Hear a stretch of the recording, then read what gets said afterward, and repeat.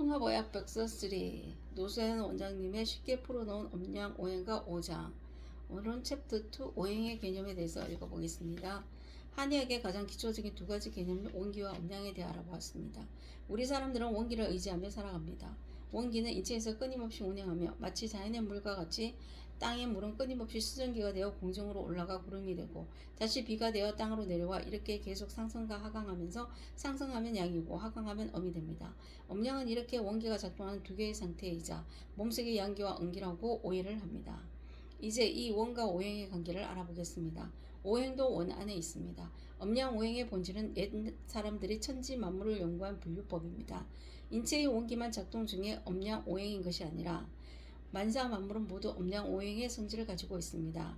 예를 들어 사람을 연구해야 한다면 먼저 사람을 분류하는 가장 간단한 방법은 남자와 여자로 구분합니다. 남자는 공통된 특징이 몸이 비교적 강하고 성격이 조급하고 싸움을 좋아합니다. 여자는 상대적으로 감정이 풍부하고 겁도 많고 잘 울고 상처받기 쉽습니다. 이것이 사람의 엄양, 양면이 됩니다.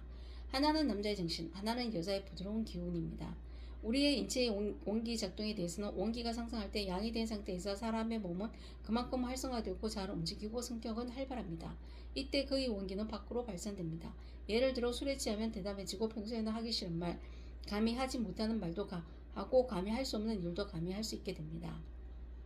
진실을 말하고 성격이 시원해집니다. 술 때문에 기혈 반란이 생긴 것입니다. 원기는 절도 없이 밖으로 발산되어 일종의 극양의 상태를 보입니다. 이런 상태는 좋을 수 없습니다. 원기는 정해져 있는데 많이 탕진한 후에 많이 하려면 시간이 오래 걸리게 됩니다. 한 번 술에 취하면 하루나 이틀 동안 몸이 약하게 되는데 술 때문에 원기가 양인 상태에서 너무 많이 발산해서 손실이 생기는 것입니다. 그렇다면 우리가 엄의 표현을 볼 수 있는 것은 무엇일까요? 가장 분명한 것은 우리가 매일 잠을 잘 때입니다. 잠을 제대로 자는 사람은 어떤 모습일까요? 혹은 사람의 정상적인 생활은 어떤 모습일까요? 밤 9시에서 11시 사이 이 시간에는 잠이 들겠죠. 잠이 들면 사람이 원기가 극단적으로 줄었다는 표현입니다. 엄양으로 말하면 엄의 표현입니다. 양은 정신이 맑아지고 엄은 정신이 혼미하게 됩니다. 엄양의 법칙을 옛사람들이 매우 잘 정리하고 연구해 놓았습니다. 엄이 나타날 때 잠을 자는 것이 정상인데 어떤 사람은 불안하고 잠을 설치고 꿈이 많습니다. 잠을 잤는데 피곤이 풀리지 않을 뿐더러 힘이 듭니다. 원기가 완전히 줄어들지 않았기 때문에 엄이 아직 제자리에 오지 못해 엄이 허약하고 화가 많은 것입니다. 잠을 못 자는 사람들은 대부분 손발에 열이 나고 밤이 되면 가장 두드러집니다. 아무리 추운 날이라도 잘 때는 이불을 덮지 못합니다. 덮으면 더워서 심란하고 잠도 안 오고 가끔은 발밑에 얼음 봉지를 깔기도 합니다. 이런 현상은 사실 원기가 줄지 않아 음이 약한 상태에서 양은 더 발산하고 있기 때문입니다. 손발이 안 뜨거운데 잠을 못 자는 사람은 꿈이 많다고 합니다. 손발에 열이 많은 사람은 원기를 모으지 못해 사지에서 발산되어 손발이 뜨겁고 손발이 안 뜨거운데 잠을 자지 못하는 것은 마찬가지로 원기를 모으지 못해 심장에서 밖으로 발산한 것입니다. 심장이 정신을 지배해서 온몸의 다른 부위는 다 쉬고 정신만 깨어있고 흥분하고 있어 끊임없이 꿈을 꾸는 것입니다. 또 하나의 현상은 낮에 정신이 맑은 사람은 밤에 수면의 질이 더 좋고 반대로 밤에 잠 못 자는 사람은 낮에 정신이 맑지가 못합니다. 이것은 바로 옛사람들이 우리에게 알려준 엄양의 인체를 보호하는 이치입니다. 양이 왕성하면 엄은 반드시 좋을 것이고 원기는 모을 수 있고 밤에 쉬어야 할 때 쉬지 않고 낭비해버리면 다음 날에는 발산할 것이 없고 엄이 허약한 사람은 오래되면 꼭 양도 허약해질 것입니다. 양이 허약한 사람도 오래되면 꼭 엄도 허약해질 것입니다. 그래서 고혈압, 당뇨병, 유로메치스 등 만성 환자들은 엄양이 다 허약할 수밖에 없습니다.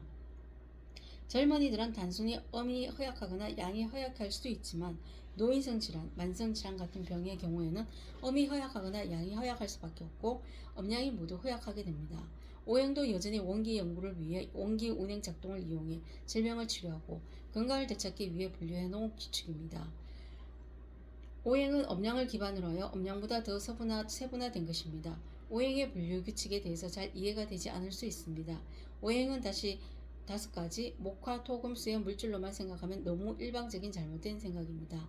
심지어 가끔은 엄양 오행을 미신으로 오해하지만 엄양 오행은 매우 과학적입니다. 오행이 물질이라면 금속은 금, 나무는 목, 말대로라면 오행은 고정불변해야 하는데 그럼 오행의 행자를 어떻게 설명할 수 있을까요? 예를 들어 보면 철을 녹이면 샘물이 됩니다. 그러면 샘물은 금인가 물인가 불인가? 온도가 높아서 뭔가가 도착하자마자 불에 타는데 화라고 해도 일리가 있습니다. 오행에서 행은 분명히 그의 도리가 있고 그의 원인도 있을 것입니다. 우리가 걷는 길, 행이라고 어떤 근한을 가지고 무슨 일을 할 때 근력을 형성한다고 합니다.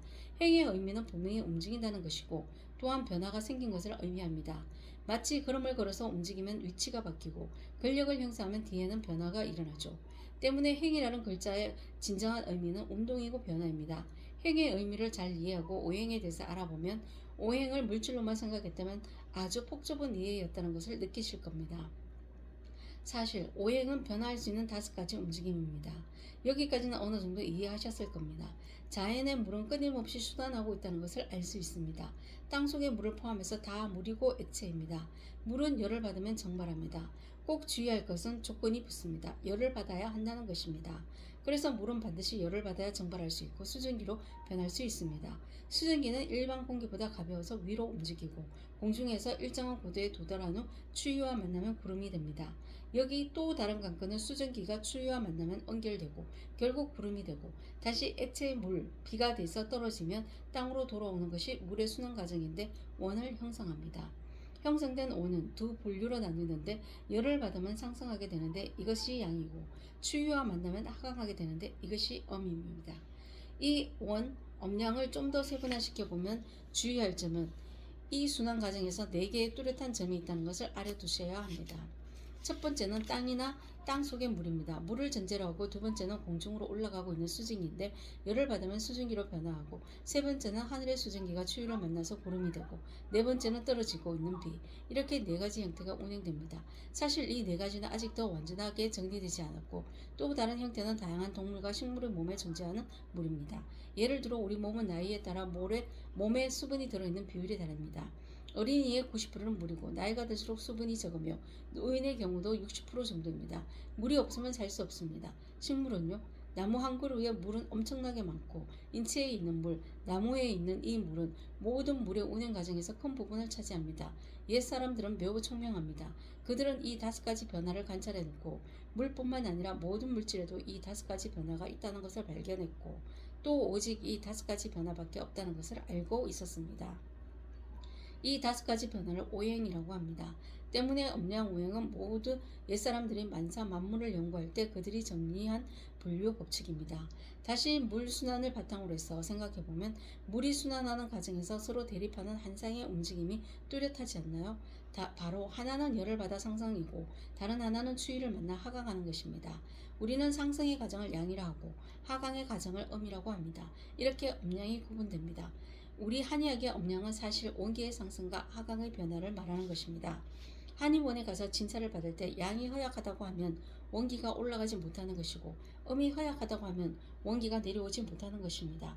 음양을 좀 더 자세히 연구하면 상승 과정과 하강 과정을 알 수 있는데 즉 음과 양도 두 부분으로 나누어 상승은 상승하고 있는 과정과 이미 정점에 도달함으로 나눌 수 있고 하강도 하강에 있는 과정과 이미 끝까지 내려옴으로 나눌 수 있습니다.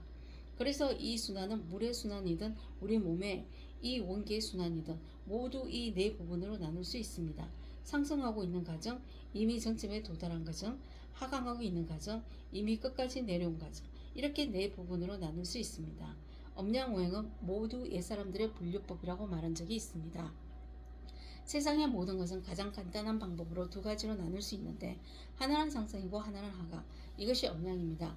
음양을 양이라고도 하는데 양이에 하나 더해서 오락내리락 하는 중간 상태. 이 과정을 삼재라고 합니다. 음양을 다시 세분화해서 4가지로 나누면 첫째는 상승하고 있는 과정, 둘째는 이미 정점 끝까지 도달한 과정, 세 번째는 하강하고 있는 과정, 네 번째는 이미 끝까지 다 내려온 과정. 이 4가지 사상이라고 합니다. 사상에 오르락내리락 하는 정을 더하면 모두 5가지인데 이것이 바로 오행입니다. 물론 이 분류법을 실제로 적용하자면 매우 복잡하고 말로 잘 표현할 수 없기에 예로부터 사기꾼들의 속임수 도구가 되었습니다.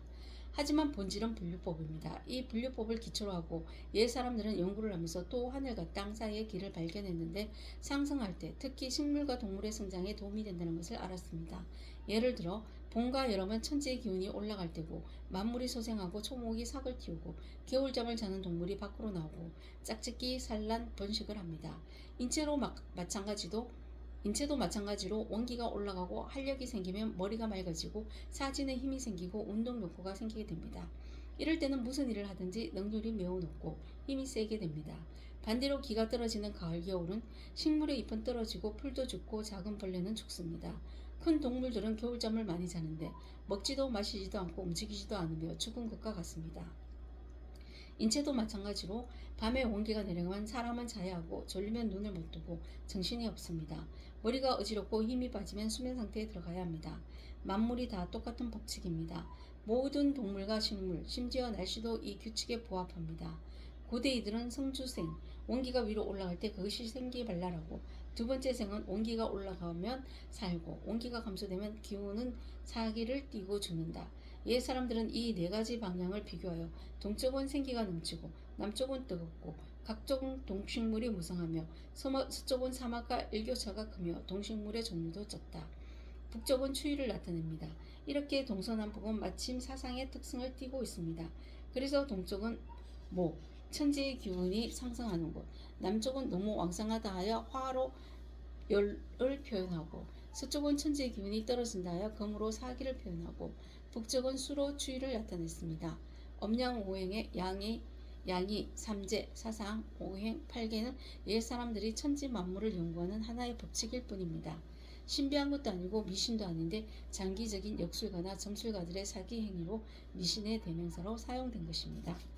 오늘은 여기까지입니다. 감사합니다.